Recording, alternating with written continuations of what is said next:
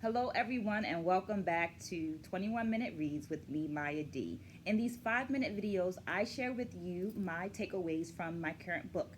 I'm participating in the Read 21 in 21 challenge, which means that I'm reading 21 minutes per day and sharing my thoughts with you. This is a way of loving myself and providing myself with some consistency in an ever changing world. I hope that you will join me by subscribing to the channel, liking this video, and turning on your alerts so that you can see all of these videos.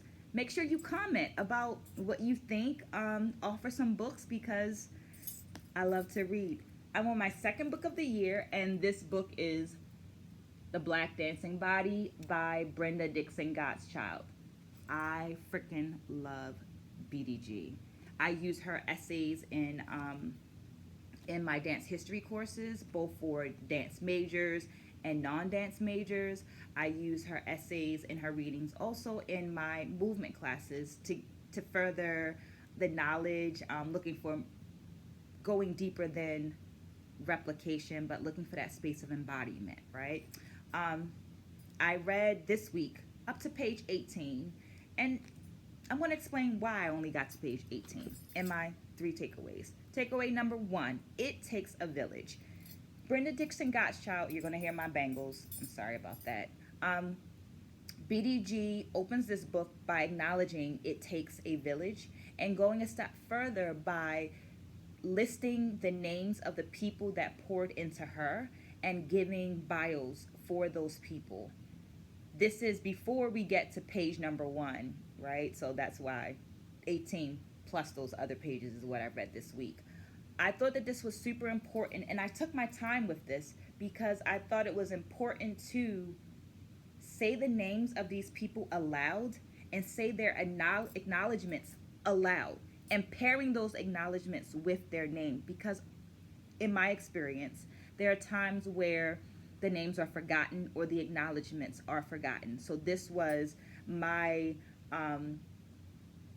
direct action of allowing that to be in the universe. This was my way of giving these people their flowers before they pass away, or acknowledging that some of them have passed away and remembering their contributions. This also takes me to takeaway number 2, which asks the question of who's missing? Who's missing from the table? And then going a step further and pulling a chair up for that person that's missing from the table. BDG mentions a picture from 1968 that includes some prominent modern dancers, but asks the question, why is Alvin Ailey missing from the picture?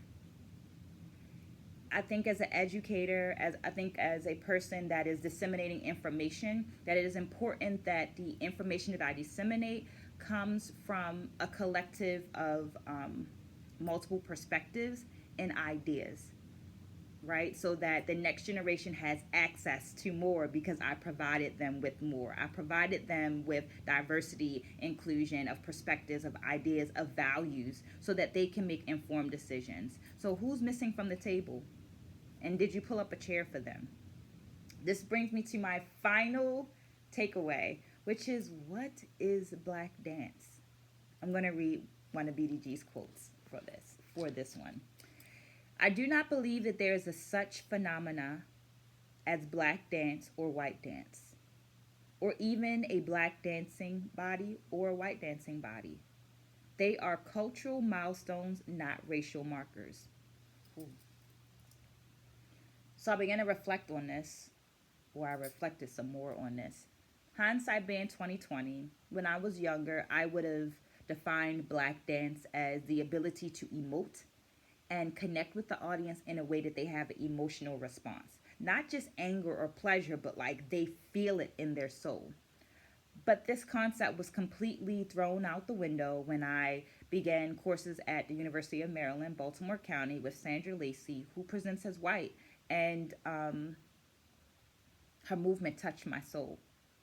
So I'm going to continue with my study and answering that question, asking that question of myself. And I hope that you will join me on my journey in these 21-minute reads.